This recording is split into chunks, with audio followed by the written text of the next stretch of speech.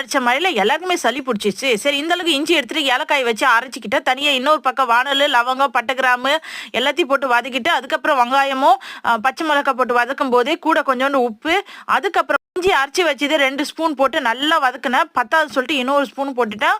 உங்களுக்கு எந்த அளவுக்கு காரம் வேணுமோ அந்த அளவுக்கு போட்டுக்குங்க. அதுக்கப்புறம் வெங்காயம் நல்லா வதங்கினதுக்கு அப்புறம் தக்காளி நிறைய போட்டு உப்பு போட்டு நல்லா வதங்கினதுக்கு அப்புறம் மஞ்சத்தூள், வீட்டு மிளகாய் தூள் போட்டு இந்த அளவுக்கு கிரேவி மாரி பண்ணிக்கிட்டேன். ஸோ இந்த காரம் தெரியாத சாப்பிடுவோம் அப்படின்னா நம்ம முட்டையை உடச்சி ஊற்றினா தான் இவங்க சாப்பிடுவாங்க. ஸோ அதே மாரி நான் 1 கிளாஸ் தண்ணி ஊற்றி இந்த கன்சிஸ்டன்ட் வந்த இந்த அளவுக்கு தண்ணி ஊற்றி கொதிக்க வச்சிருக்கிறேன் லைட்டாக. ரெண்டாவது அப்புறமேட்டா 3 முட்டையை உடச்சி ஊற்றி லைட்டாக கொஞ்ச நேரம் கொதிக்க வச்சதுக்கு அப்புறமேட்டா லைட்டாக திருப்பி விட்டிங்கன்னா அதுவும் வெந்துடும். அப்படியே எடுத்து வச்சு சப்பாத்திக்கு நீங்கள் சாப்பிட்டா ரொம்ப நல்லா இருக்கும். சாதத்துக்கு சாப்பிட்டாலும் நல்லா இருக்கும். ஏன்னா அந்த காரம் தெரியாது, அதனால தான் முட்டையை நான் உடச்சி ஊற்றிருக்கேன். ஸோ இறக்க போகிற நேரத்தில் முட்டை வெந்துட்டு அப்படின்னா இறக்க போகிற நேரத்தில் கொத்தமல்லி போட்டு எதுக்குங்க. பிடிச்சி இதில் சீரகம் போட்டிருக்கேன். இன்னொரு பக்கம் நானும் போட்டிருக்கேன். மறக்காம சப்ஸ்கிரைப் பண்ணி சப்போர்ட் பண்ணுங்க.